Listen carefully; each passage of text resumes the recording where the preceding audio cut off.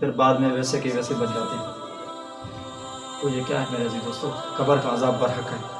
ہم مانے یا نہ مانے، حقیقت کا پتہ تو تب چلے گا جب اسی قبر کے اندر ہم چلے جائیں گے کہ واقعی اس میں عذاب ہے یا نہیں۔ اسی طرح کا ایک گلگت کا واقعہ جو مجھے یاد آ گیا، حضرت مفتی عبدالرؤف سکھروی صاحب اپنی کتاب کے اندر یہ واقعہ لکھتے ہیں کہ گلگت شہر کے اندر ایک شخص کا قبرستان سے گزر ہوا، اچانک اس کو قبر سے آواز آنے لگی، مجھے بچاؤ، مجھے بچاؤ، میں زندہ ہوں۔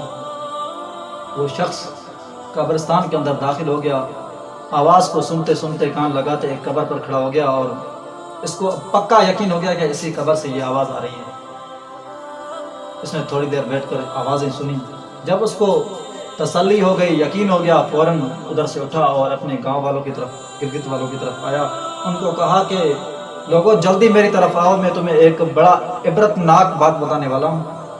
ابھی میں قبرستان سے ہو کر آیا ہوں، وہاں پر ایک قبر سے آواز آ رہی ہے، مجھے بچاؤ، چلو میرے ساتھ اس قبر کو کھودتے ہیں۔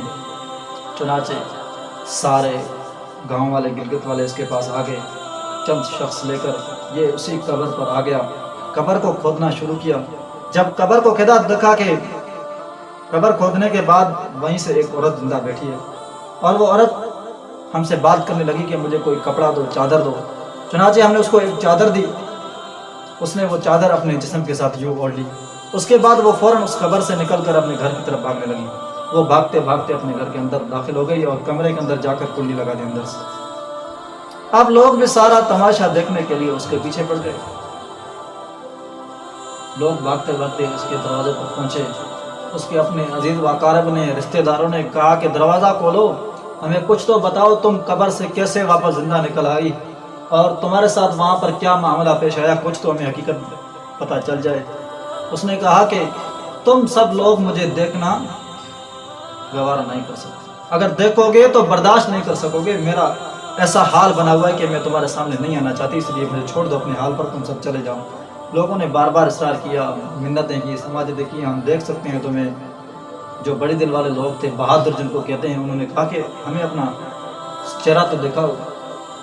آخر کار اس نے مجبور ہو کر دروازہ کھولا۔ لوگوں نے دیکھا کہ سب سے پہلے تو اس کا جو سر تھا وہ سارا، اس کے بال بھی ختم ہو چکے تھے، کھال بھی ختم ہو چکی تھی، سوائے ہڈیوں کے اور کچھ بھی نہیں تھا، اور چہرے کا یہ حال بنا ہوا تھا کہ دو دانتوں کے سوا اور کچھ نہیں، آنکھیں بھی غائب، ناک بھی غائب، جو اوپر کی کھال تھی، چمڑی، یہ بھی غائب، سارا جسم ایک ہڈیوں کا ڈھانچہ بنا ہوا ہے۔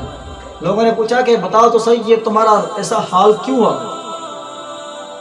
تو اس عورت نے یہ حقیقت بتائی،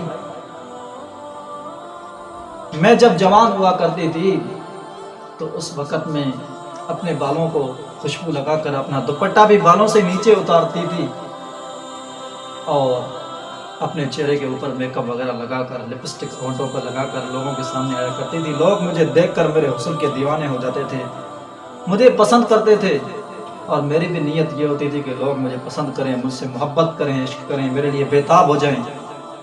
تو جب میں ایسی نیت کر کے گھر سے نکلتی تھی، لوگ مجھے دیکھ کر کہتے کہ کیا تو اس لڑکی کا حسن ہے، لوگ میرے اوپر مر مٹتے تھے۔ اسی لیے اللہ رب العالمین نے مجھے قبر کے اندر یہ عذاب دے دیا کہ میرے بال بھی ختم ہو گئے، میرے چہرے کا سارا گوشت گل سڑ کر ختم ہو گیا، سوائے دو دانتوں کا کچھ نہیں بچا، سارا جسم بھی ختم ہو چکا ہے۔ تو میرے عزیز دوستو، ہمیں تو عبرت پکڑنی چاہیے اس واقعے سے، ادھارا اپنی زندگی کو غفلت کے اندر نہ گزاریں۔ تو یہ کیا تھا؟ قبر کا حقیقی عذاب۔ پھر وہ گلگت والے لوگ کہتے ہیں، مفتی عبدالرؤف صاحب کو اس نے خط لکھا کہ وہ عورت اس کمرے کے اندر ایسی چیخی، ایسا اس نے آواز نکالا کہ ہم نے سمجھا تھا کہ ابھی تو کوئی آسمان پھٹنے والا ہے یا تو زمین پڑنے والی ہے۔ اس کے بعد اس کا دم پرواز ہو گیا، اور ہم نے اس کا عورت کو کفن وغیرہ پہنا کر اسی قبر کے اندر لا کر دفن کر دیا۔ تو یہ کیا ہے میرے عزیز دوستو؟ اللہ رب العالمین ہمیں دکھانا چاہتے تھے کہ میرے بندوں کو عبرت حاصل ہو تاکہ وہ صحیح راہ پر آ جائیں۔ تو سب سے پہلی منزل ہماری قبر ہے، اور اس کی رکاوٹ غفلت ہے۔